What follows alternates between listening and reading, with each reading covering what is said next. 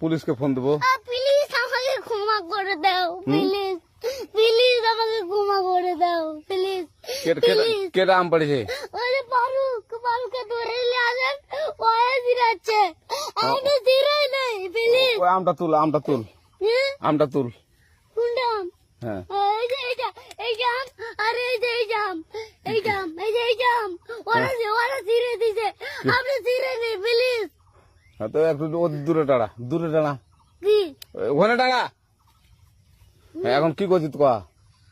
ফারুক না, আমরা কিবা বলছি, আমরা রাস্তা দিয়ে বললাম বলে আমরা স্কুল যাবো, কটা বছর দেখি ওই বাগানে ঢুকলে দিয়ে না আমাকে একটা দুইটা আম ছিঁড়ে দিল।